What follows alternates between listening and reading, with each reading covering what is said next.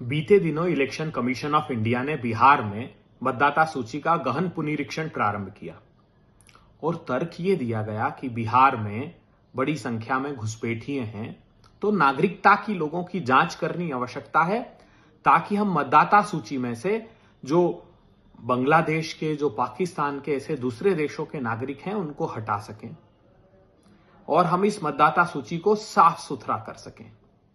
यही बात प्रधानमंत्री जी ने अपने भाषणों में कही कि घुसपैठियों को निकालना है, इसलिए प्रतिपक्षी दलों को तकलीफ हो रही है, वो चाहते हैं कि चुनाव को घुसपैठियों के आधार पर प्रभावित करें। याद कीजिए, सर्वोच्च अदालत में यही तर्क देता रहा चुनाव आयोग कि नहीं, हम तो नागरिकता की जांच करेंगे। और सारे सिटीजनशिप अमेंडमेंट एक्ट 1955 के तहत जो दस्तावेज आवश्यक होते हैं उन 11 की सूची दी गई। बार बार सर्वोच्च अदालत कहता रहा कि आप आधार को भी इसमें इंक्लूड कीजिए, ये रेजिस्ट करते रहे। अब क्या हुआ, जब अंतिम सूची का प्रकाशन हुआ तो एक भी घुसपैठिया नहीं। क्या जवाब है चुनाव आयोग के पास, प्रधानमंत्री जी के पास? क्षमा मांगनी चाहिए बिहार और देश से इनको। फिर इन्होंने कहा कि 21 लाख से अधिक नए मतदाता को हमने ऐड किया, तो उसकी सूची पृथक जारी कीजिए ना, 21 लाख मतदाताओं की फॉर्म 6E के तहत उम्र के साथ, ताकि पता लगे कि सचमुच में वो नए मतदाता हैं या काटे गए मतदाताओं को फिर से जोड़कर आपने बता दिया है। आपको यह भी बताना चाहिए, क्योंकि सूचना यह आ रही है कि पुरुषों की अपेक्षा बड़ी संख्या में महिलाओं के नाम आपने काट दिए हैं, उनकी भी एक पृथक से सूची जारी कीजिए। आपने ये बताया कि बड़ी संख्या में पलायन कर गए इसलिए हमने नाम काट दिए, वो भी एक अलग से सूची जारी कीजिए ताकि पता लगे बिहार के लोगों को कि वो सचमुच उस वक्त मौजूद नहीं थे या स्थायी रूप से घर छोड़कर चले गए हैं।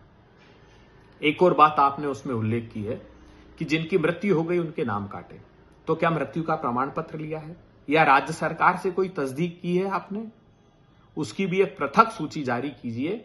तो जो लोग जिनकी मृत्यु हो गई है, जो परमानेंट जिन्होंने अपना घर छोड़ दिया है, जो 6C फॉर्म के हैं, और महिला और पुरुषों की पृथक से सूची जारी करनी चाहिए। इसलिए जारी करनी चाहिए क्योंकि इलेक्शन कमीशन ऑफ इंडिया कह रहा है कि यह प्रक्रिया को हम पूरे देश में आकार देने वाले हैं।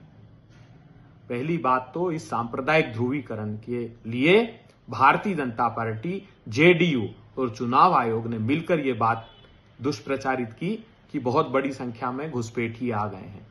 मैं नागरिकों से अनुरोध करता हूं कि भारतीय जनता पार्टी, चुनाव आयोग और JDU के सांप्रदायिक ध्रुवीकरण से दूर रहें, क्योंकि बिहार के चुनाव में आगे भी संभावना है कि इसी प्रकार का कोई सांप्रदायिक ध्रुवीकरण ये लोग करें, क्योंकि काम तो है नहीं इनके पास गिनाने के लिए। बिहार को सबसे देश का गरीब प्रांत इन लोगों ने 20 साल में बना दिया है।